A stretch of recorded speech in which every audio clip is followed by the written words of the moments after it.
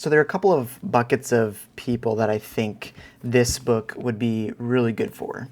The first is those who have a position of leadership in some sort of ministry. The second is any Christian who wants to learn more about how the early church fathers led their churches. Ancient Wisdom for the Care of Souls is a book that I didn't know about until recently.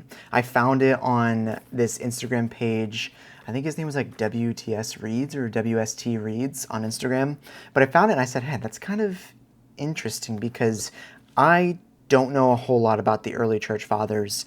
And this book goes deep into, well, we'll get into that. This book talks about the early church fathers, how they led their churches, and what unique skill sets they had in order to lead their congregations and their ministries. I read this book in I think 2 weeks, which surprises me because I'm a slow reader, especially when it comes to nonfiction types of books. I don't know a whole lot about the early church fathers, and so having a snippet of text about each of them throughout this book introduced me to and kind of sparked my curiosity about what else they wrote. So I want to give a little overview of what this book is about. I want to share some of the things I liked about it, some of the things that I didn't really like about it, and then my recommendation for whether or not you should read it. Let's knock out some of the basics. This book is, 222 pages, so it's not that long for a nonfiction book, but it's obviously not like a quick read.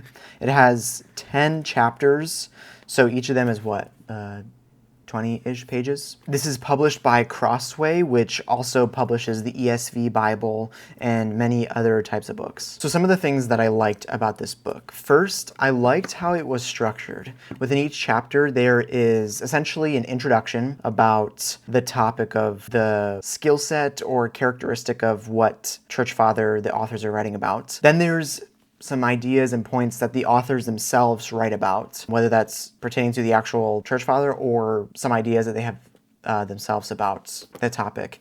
And then they go into the specific church father that they're referencing, some of their main ideas and how they led their church and how they operated, and then finally a conclusion where they kind of wrap it up and then prepare for the next chapter. The reason why I liked this is because it was easy to follow the book and predict about where things are going. I knew that, okay, this is the format of each chapter, and I could, I guess, have some more patience and follow along easily because I knew exactly what I was getting into. Sometimes when it's hard to follow where an author is going or they bounce around a lot, I kind of get confused and want to put it aside because I'm like, okay, what's the main idea? Like, where are you trying to go and what are you trying to say? Another thing I liked about this book was that it really pulled from a multitude of the church fathers. It wasn't like, here's 4 church fathers and what they taught about or what they were passionate about. No, they have about, I think, wait, let me count it up real quick. 4, 8, 9, 10, 11, about 10 to 12 church fathers. I know there was more, but they pull from about 12 of these pastors that all had different qualities and characteristics. So for example, the book is laid out in 3 parts. Part 1 was talking about the virtues and spiritual life of a pastor. They talk about humility, spirituality, sacraments, skills. Part 2 is the theological vision of a pastor. They talk about Christ-centeredness, theology, Trinity, and then finally the ministry of a pastor. So they talk about the contemplative pastor and the preaching pastor. And so they pulled from, it wasn't like, okay, here's St. Augustine and we're going to say that he was very honest and real. And we're going to take that theme and now apply it to all the other church fathers. Here's how they did it. No, they did, okay, Augustine gets this idea of complete transparency and honesty and realness. And then this church father had a contemplative skill set, and this one had very rich theology and theological type of preaching. I'd say personally my favorite chapter was that contemplative tradition chapter where they were referring to Gregory the Great. I don't exactly know where he was a pastor for, but I could probably figure it out if I went back in this book. His whole idea was slowing down so that we can draw closer to God. And this is something in this season that I'm in, a rhythm I'm trying to cultivate more because I know how important it is for me to take time in my day and to orient my day in a way where I'm not missing out on an opportunity for the Lord to press something on my heart or or trying to tell me something. This whole idea of just thinking and reflecting on who God is and drawing to him through stillness is a rhythm that really it engages me and ignites me. There's a quote here that says, thus we must find time for rest in God in order to do effective ministry. Another quote is, when you are quiet and alone, it is then that you will meet God. Another one that I thought was unique was when the authors were talking about what resting and slowing down can look like. They said rest can include sleeping, seeking safety, or freely expressing one's concerns. It can look different for each person and is a subjective experience. Another is when they're talking about the contemplative tradition and what it is at its core. They say the contemplative tradition is fundamentally a solitary inner experience and thus has little social payoff. No one can see your inner life or your inner peace with God. In this secret place, you will experience true spirituality. By reading that, I was convicted to try to implement this more and lean in on it because it felt confirming as someone who thought like, okay, I feel like I want to lean more into just meditating on God and experiencing him in the stillness of life.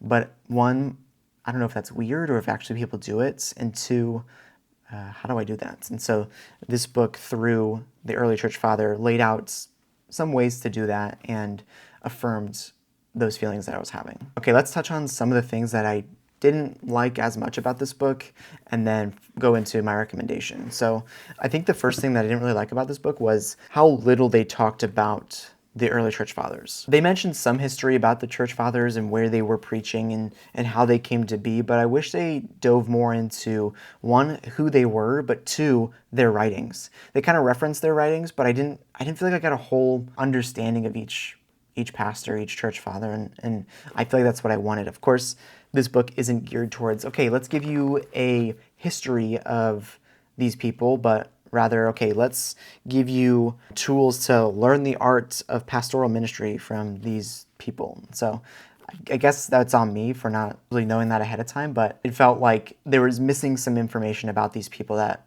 I was hoping to get out of. The only other thing that I didn't really like about this book was they didn't really tie it into modern day practice. Again, the focus was on the early church fathers, but I felt like a missed opportunity was then connecting it to modern day preaching and modern day pastors, giving actual examples of different churches or pastors that are either replicating what these people did or some pastors that are doing it well, that the pastors who are reading this now could then look to for an example. They do give a suggested reading at the end, so I didn't really dive into those materials, but those possibly included more information about the church fathers or other resources to look out about now, like 2025 modern day preaching that can be used. Overall, if you are a Christian with influence, which, I mean, technically all of us are, we all have influence in different spheres, then this book is good to read to get a wide range of things that worked way back when the church first started that can still be